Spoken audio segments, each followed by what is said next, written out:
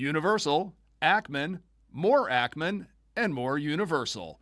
Welcome to the Unlimited Supply Podcast, your daily music business TLDR in your ear, an interactive multi-format ecosystem powered by a tornado of queeners and rods, and brought to you by No Disc, helping music technology and finance companies navigate the music industry in partnership with Digital Music News. It's April 10th, 2026. I'm Lars Murray. It's another Finance Friday now. Let's dive into the shallow money trench where thieves and pimps run free. Actually, today we're going to dive into a side stream of the shallow money trench. Today, it's all about the Universal deal. It's all Ackman Friday because there is no bigger deal to be done in the industry than a 64-queener, $64 billion deal for the biggest, baddest mofo on the music industry block.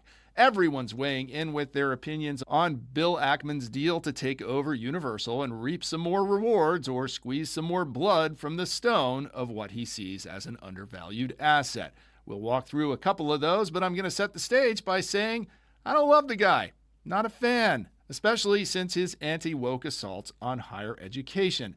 Ackman is a guy who managed to make Harvard seem sympathetic, and that's not easy. Over at Billboard, Ed Christman interviewed some anonymous music industry bean counters. They're not fans either. They all seem fairly distrustful and dismissive of Ackman. One accusation is that he's trying to pick up UMG on the cheap. Another is that he's just trying to hype the stock. And another is that he still really doesn't understand the music industry.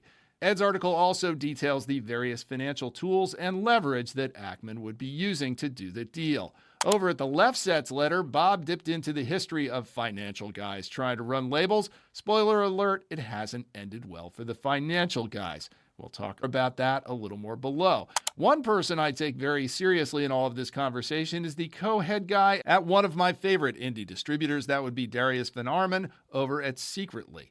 He's also a key person over at Merlin, so if he's concerned, I'm listening. Over on LinkedIn, Darius weighed in with this statement, quote, "If this occurs, the argument that UMG is fundamentally a music business, possibly a responsible market leader defending against AI and tech interests, and it's not as problematic as venture capital or private equity firms, loses all credibility." I'm going to get to that in a minute.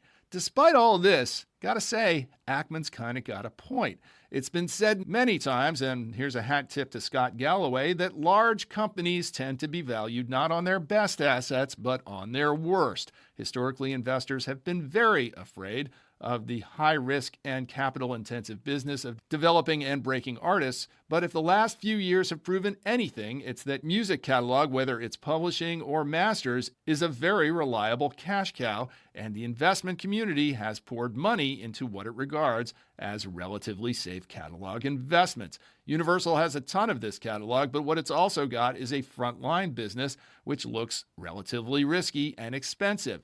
Ackman's bet is that investors have been overestimating the risks of frontline business and underestimating the value of the catalog business, not to mention ignoring the plethora of revenue streams that are being created almost on the daily. So, as I said, I think Ackman has a point from a strictly financial standpoint. If I had to take the bet that Universal has a lot more upside than its stock price reflects, I would take that bet. And hey, maybe it's already over there on Kalshi or Polymarket.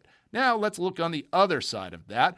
One unlimited supply catchphrase that I haven't used in a while is, "I blame private equity."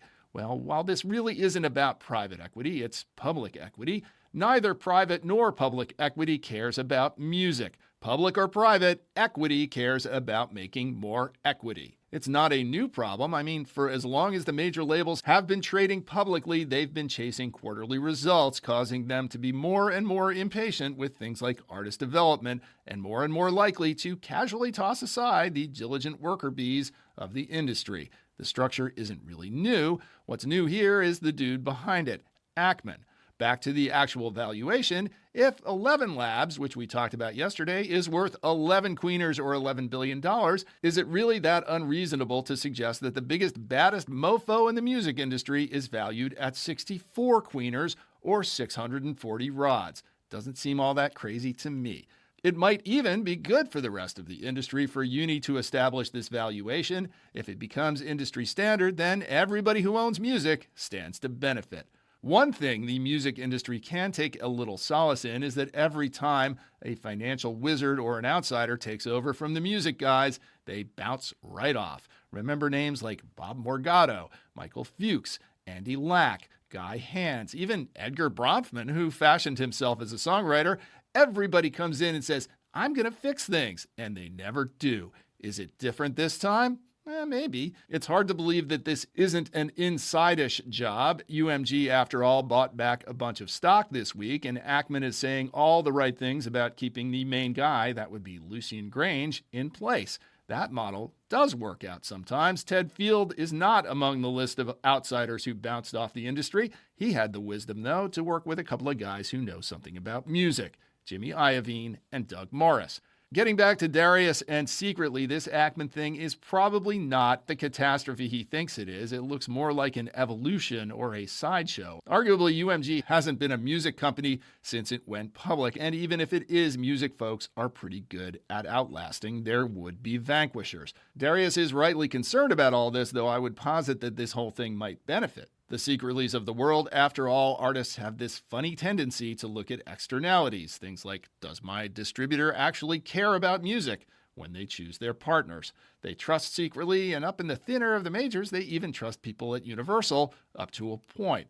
If, say, Universal suddenly stopped doing Frontline, which is not happening anytime soon, by the way, not as long as there's a Monty Lipman and a Taylor Swift and a Morgan Wallen around, even if that did come to pass, it would look a lot like opportunity for the indie distributors of the world. This is all a long way of saying that whether the medium is vinyl or Spotify or TikTok or even Suno or Udio or 11 Labs, artist development is still going to happen. It's still going to be hard, and it's still going to be the thing that drives power in the industry. A few years ago, festivals were worried about running out of headliners.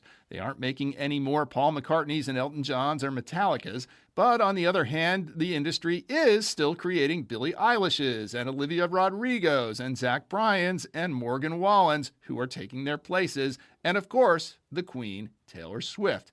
The industry has a remarkable knack for weathering whatever Wall Street or even Silicon Valley throws its way. Not everybody wins. Certainly the artists are always the last in line, and that's not news. But while we rend our garments and gnash our teeth dreading the Ackmans of the world, it's probably better to focus on more existential challenges, like, do kids still want to stream on demand? How much will AI mood music be a replacement for artist-generated mood music? How can the industry get beyond a zero-sum streaming model wherein no matter how much I stream secretly artists like Oneida or Wet Leg or Shame, that money still ends up in Universal and Drake's pockets? And, as always, how can you know your fans and own your data? And that's about it for Finance Friday. All of this talk of Queeners and Rods brings me back to the subject of supporting unlimited supply. If you want to do that, you can get your limited edition unlimited supply black trucker cap. It's on sale in our store, bundled with a year-long premium membership for one reasonable price. For all of this, you get the satisfaction of supporting unlimited supply. You'll also receive a shout-out as a supporter on the show. To get your hands on one of these bad boys, just head over to Unlimited Supply's shop. We also have an Unlimited Supply merit badge, or you can just buy me a cup of coffee. We've all made this commerce very easy for you with a link in the show notes.